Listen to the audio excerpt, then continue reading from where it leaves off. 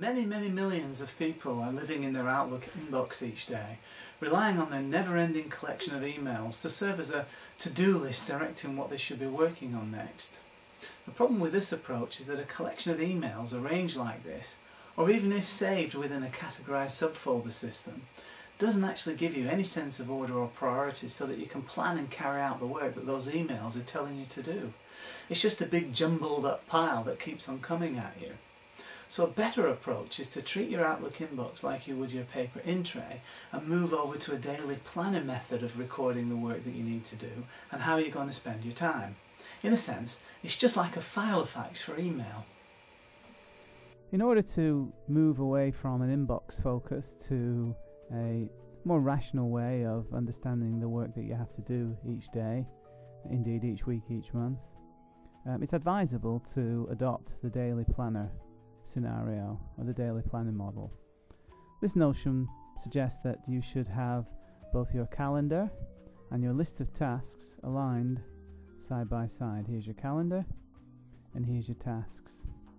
And the primary view should be on your daily calendar and task pad, because ultimately it's what you do each day that determines whether you fail or succeed in the end. And when you drill down on each day, you discover that you've got two types of work. You've got work that's fixed in time, that's reflected in your calendar. This is telling you that you need to be in a particular place at a particular time, doing particular things with particular people.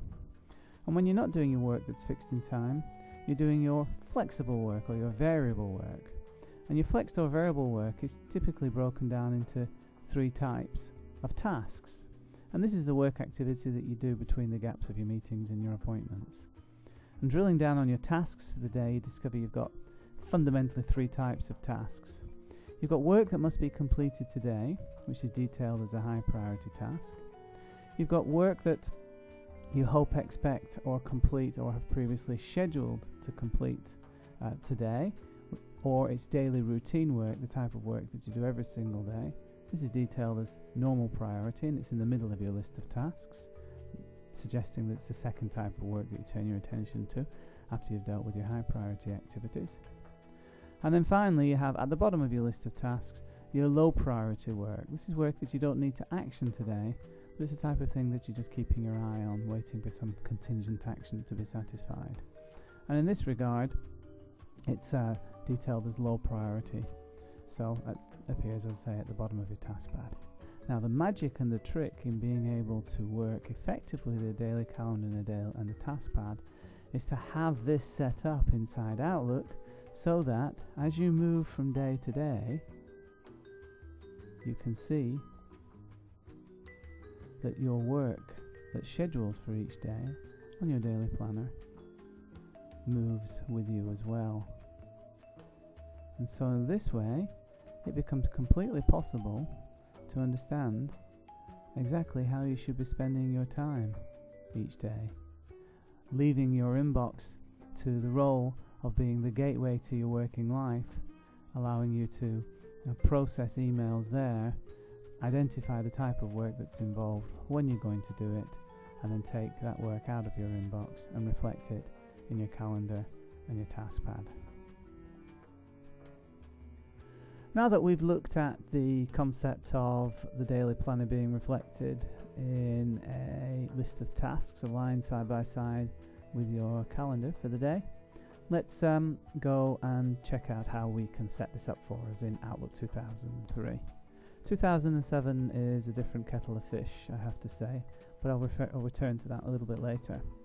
So to set it up for Outlook 2003, you come to View, you make sure that the taskpad is switched on, and then ensure that the taskpad view is set with these two particular settings: active tasks for selected days and include tasks with no due dates.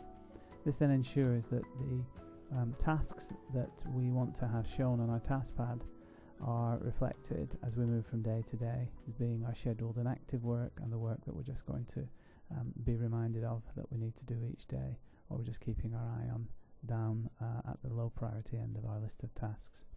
So that's the essential setting for the taskpad view, and now we need to make sure that the items on the taskpad are set up, and in order to do this we just right mouse click here and then come to Customize Current View.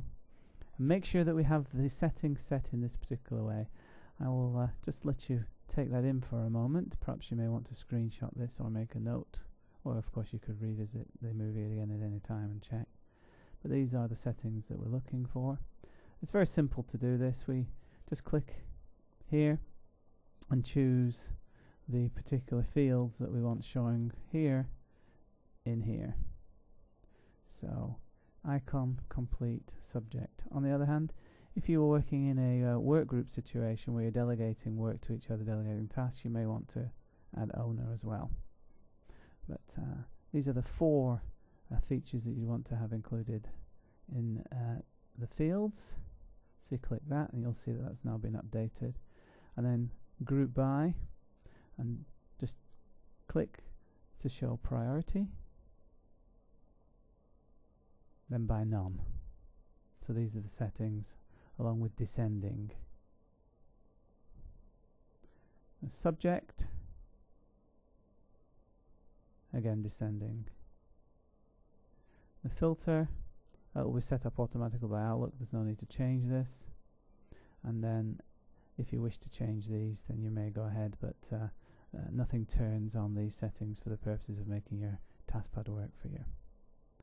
And in this regard, once you have your taskpad set up in this fashion, you'll see that all of your work will simply follow you from day to day, like this. Whilst Outlook 2003 gives you the ability to set up your calendar and your taskpad side by side, unfortunately Microsoft, when they developed Outlook 2007, they could have, or could be said to have taken a step backwards. Unfortunately, because the taskpad setup capability that we have in 2003 simply isn't mirrored in 2007, and there doesn't seem to be any practical way to be able to achieve a daily planner effect that we can achieve in 2003 with 2007. There is the possibility to include your list of tasks on the bottom of your calendar each day. The problem there is that it's going to show you all the tasks that you have, not just the tasks for the day, and it doesn't give you the ability to organize them by high, normal and low priority. And then there is the to-do bar, which Microsoft introduced, which is reflected here.